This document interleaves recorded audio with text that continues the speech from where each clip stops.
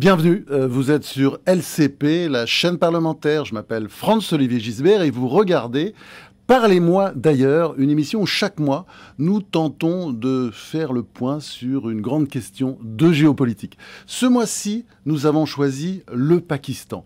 Cette république islamique de plus de 165 millions d'habitants, dotée de l'arme nucléaire, est-elle l'épicentre de la terreur?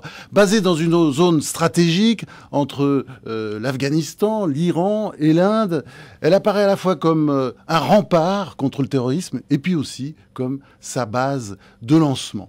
Alors, pour discuter de tout cela, nous avons invité Jean-Michel Boucheron, député socialiste d'Ille-et-Vilaine, qui est en train de préparer un rapport sur les armes de destruction massive, donc le Pakistan. Et vous pensez qu'il faut avoir peur du Pakistan? En tout cas. Oui et non. D'abord, premièrement, moi je pense qu'il n'y a aujourd'hui pas un État pakistanais au sens traditionnel du terme, puisque vous avez à cheval sur la frontière pakistano-afghane le peuple pashtun, dont la principale expression politique sont les talibans d'un côté et de l'autre. Et évidemment, aujourd'hui, le Pakistan ne contrôle pas ces zones tribales. Bon, alors évidemment, il y a la puissante armée. 80 langues et dialectes, voilà, beaucoup de tribus. Enfin, des montagnes assez impressionnantes. Bon, absolument, c'est très difficile. Bien qu'il fasse des efforts actuellement. Bon, alors évidemment, vous avez la puissante armée pakistanaise. Donc le pouvoir du président actuel est sans doute faible. Mais je pense que le contexte géopolitique autour du Pakistan fait en sorte qu'il n'y a pas beaucoup d'options politiques très différentes. Donc même si la personne du président actuel disparaissait politiquement ou autrement d'ailleurs, eh bien je pense qu'il n'y aurait pas beaucoup d'alternatives à la politique actuellement menée. Vous pensez qu'il y a une solution qui est possible pour un pouvoir central, coincé finalement entre les talibans d'un côté et puis une armée qui est omnipotente traditionnellement au Pakistan? Jean-Michel Boucheron? Oui, non, je vais simplement dire que la situation pakistanaise actuelle est en mutation parce qu'il y a deux héritages qui sont en train de disparaître. L'héritage britannique qui a fait des frontières un peu curieuses, et puis le traumatisme évidemment des années de 47-50, et puis l'héritage de l'utilisation des fondamentalistes par les Américains contre les Soviétiques en Afghanistan et par les Pakistanais contre les Indiens au Cachemire. Et donc voilà deux situations. Alors donc les fondamentalistes ont été beaucoup aidés par les Américains et les Pakistanais. Et voilà deux choses qui sont en train petit à petit de disparaître parce que l'Union soviétique n'est plus là et parce que, qu'on le veuille ou non, les relations avec l'Inde iront en s'agissant.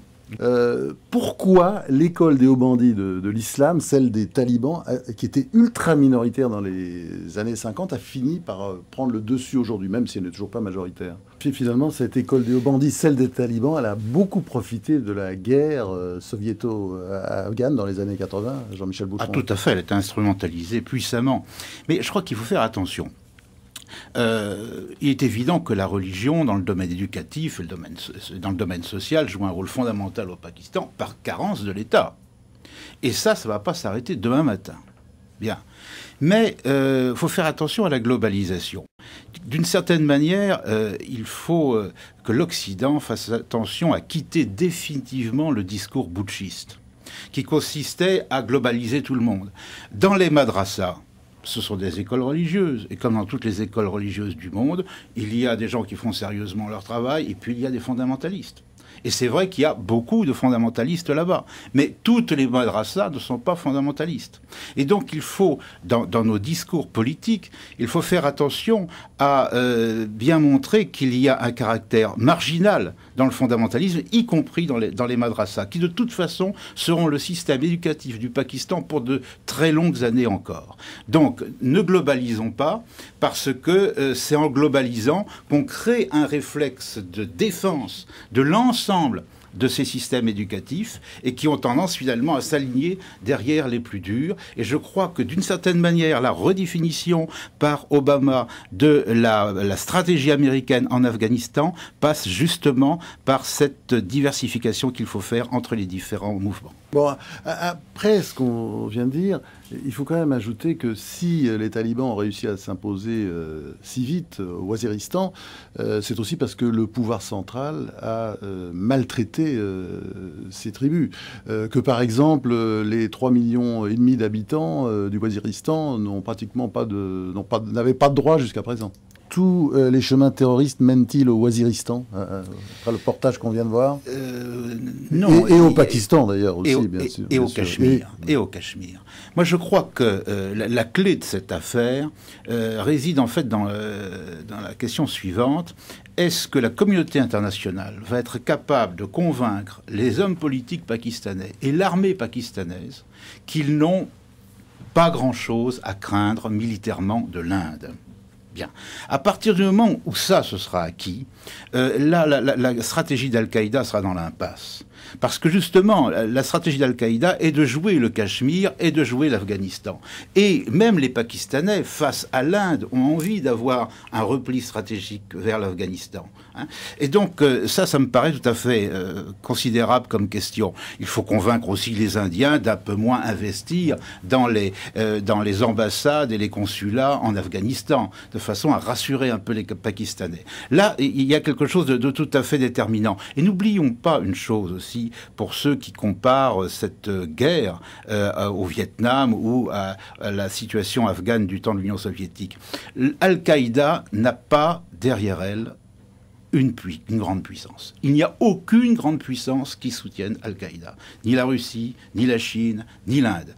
Et ça, c'est complètement déterminant, ce qui fait que je crois que si les puissances occidentales s'y prennent de façon un peu plus, je dirais, fine que l'administration Bush l'a fait pendant des années, je crois qu'il n'y a pas un grand avenir, ni politique ni militaire, pour Al-Qaïda en cette zone. C'est pas très inquiétant quand même, Jean-Michel Boucheron qui travaillait là-dessus, c'est ce pays qui est une véritable poudrière avec des talibans quand même qui avancent, qui reculent, mais qui aussi avancent. Est-ce que c'est pas inquiétant de penser que ce pays il détient l'arme nucléaire? Voilà, il détient l'arme nucléaire, il peut y avoir des coups d'État, il peut y avoir des bases qui soient prises par des éléments incontrôlés. Évidemment, ça peut être inquiétant.